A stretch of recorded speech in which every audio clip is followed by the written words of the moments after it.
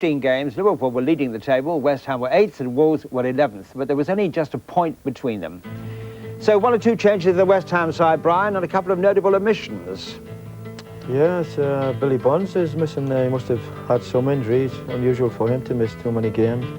Pat Holland come in, Kevin Locke come in. And Geoff Hurst not there. Geoff Hurst, I think Geoff had moved on to Stoke City by then. And I think I probably would have gone up front and with Clyde Best. Pat Holland was a bit of a flyer, wasn't he, right wing? He used to work really hard, he used to get good right foot, nice little runs down the right-hand side, get a little cross in for you. Well, Bobby, what about this Wolverhampton team? Plenty of skill there.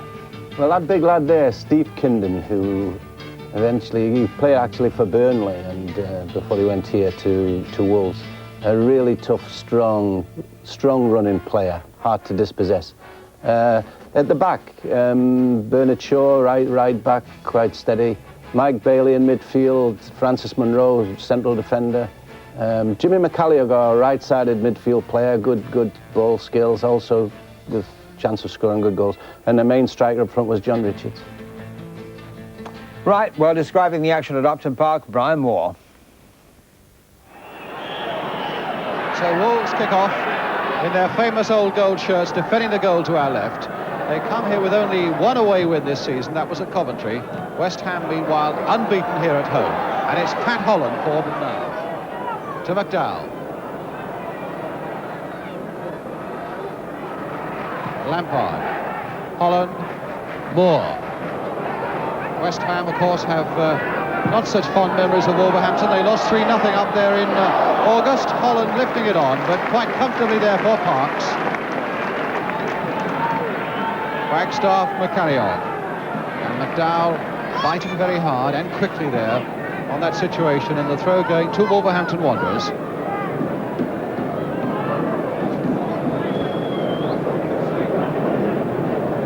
John McCall.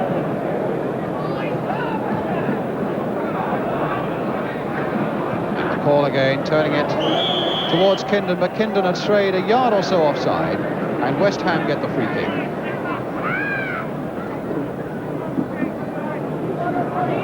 Roy Ferguson back in the side, and now Holland. There, and it was as well that he did, because Ken Hibbick was there waiting for the slip, and it's Holland going on. Best, if anything, a fraction slow to react there, and Monroe gets it back to Phil Parks. Monroe, McCallion, Bailey. Lampard in. Those characteristic sliding interceptions of his, and it's Tyler. Best played too far for Robson and far too casually, and McCallion but again to Lampard. Robson. Good goal-scoring record with 11 this season for West Ham. Moore, first time Best, that was better. Now for Brooking with a shot, and Parks going down as Brooking just failed to get it properly. A nice, incisive West Ham move that cut right through the Wolves. Oh, Robson and McDowell knocking each other off the ball, and at times this afternoon that is symptomatic of a little bit of lack of understanding there's been about West Ham's play. But here's Holland now to Best, and now to Brooking.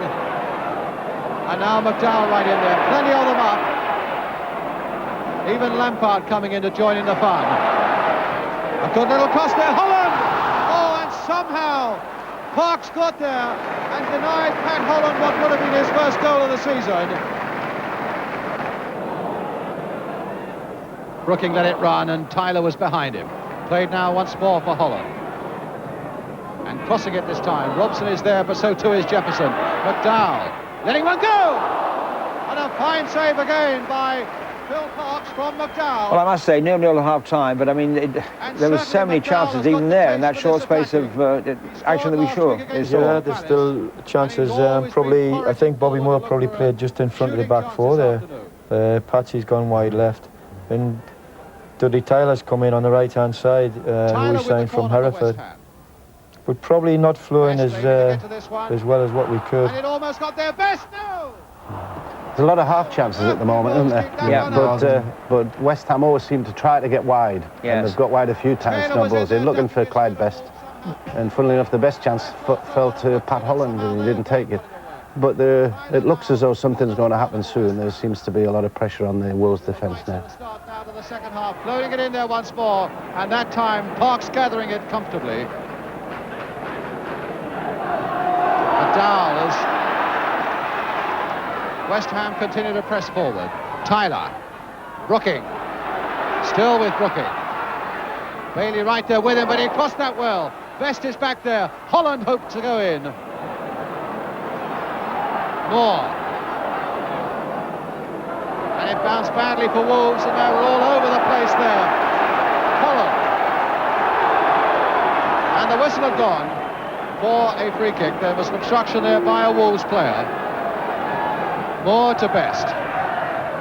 And now to Brooking. Robson hitting it on the turn, but straight into the arms of Phil Parks. Oh, misunderstanding there, and hit it with a shot! Oh, and he hit the crossbar! And Kindon couldn't get the rebound, and Ferguson could. Tremendous shot there against that West Ham crossbar. Robson. Play on, says the referee. In fact, he changed his mind there, the referee. I had a quick look at him, and he had the... well, that's incredible, because he had a whistle in his mouth, and now he's giving Shaw a lecture. If he's got to give him a lecture, that's got to be a free kick. Lampard turning it in. And now Robson turning it back, and a goal! But there was a deflection, so Wolves had none of the luck there. And Robson puts West Half Ham chance, into Bobby. the lead. Here he is. With 10 minutes This of is what he's the good second at. Little half chance. Doesn't think about it twice, you know. I've got to take it and on the turn, quick knock into the bottom corner. Tyler. This is what this lad was really good at. And in fact, you were really good at it that season, because you scored And 28 McDowell goals again. that season, Pop. Yeah, that was one of my best seasons, and really enjoyed it. Well, he kept it in, but only As to the Bobby said, I convenience think of you've got to McGraw. take it early if you can, and Yeah. if you can get them on the volley, it catches people by surprise. It's Hibbett. Yeah. But I mean, you were always looking for the opportunity to score, weren't you? Well, I was lucky. I lived on the end of a terraced house, and I had all the gable wall to hit against with right foot and left foot. Well, there you are, as you watch again, you see that strong run against Steve Kindon, Bobby. Yeah, well, he's a really strong runner, Steve Kindon. I mean, the number of times that he used to brush off defenders. You see, they're trying to get into him, but he's so fast and powerful. And he gets on his right-hand side, they give him a look at the goals, and he's going to finish it off. That what he was really good at, running from deep at you. Big, powerful, weighty player. And he used to brush defenders off who were really frightened of him. He was a dangerous player at that time, I remember well. But you must have been aware of that threat, surely. Difficult to stop when they're running at that pace and that power, and you obviously had to try and get into him early, but once he's built up that kind of speed, difficult. Pass that gave Bobby Moore no chance, but Tyler taking the rebound, still with Tyler. Played back there for Brooking, and Bailey bringing it again for Wolves. Hibbett down and hurt. And away goes Richards now. Played there for Wagstaff, but he let one go onto that right foot. It had a chance there. Kindon, who's already scored one. And again! Yes, indeed. In fact, the referee was in a little bit of a doubt there and looked at the lines. So quick he didn't All that realise it was power in. again. And I Yeah. think Yeah. He hit it so hard that I think most people didn't realise it had gone in, you know. Because it was from such a wide angle, but he hit it inside the far post. You watch everybody. And that puts Very Wolves well, didn't he? 2-1 into the lead. Both of them now. Well, that flew. Terrific, powerful shot. Yeah. Oh, he was a strong It's lad. with Ayres. Got his cross in well. Holland was right there. Best move. And Holland over. Well, the chance was there for Clyde Best.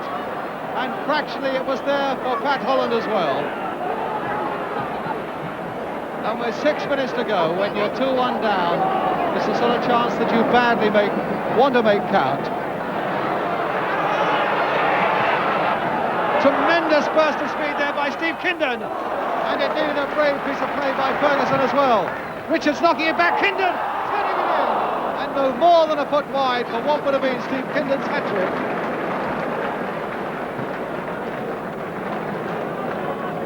Wonderful acceleration there by Steve Kindon.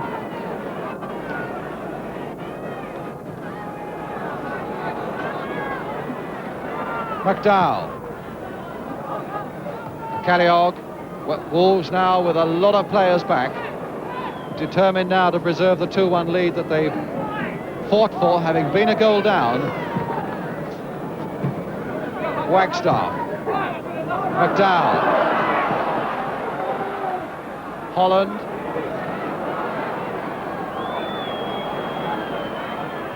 Best back for Lampard.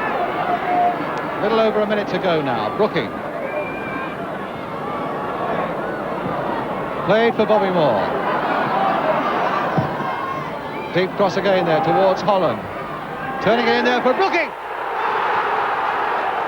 Great header by Trevor Brooking.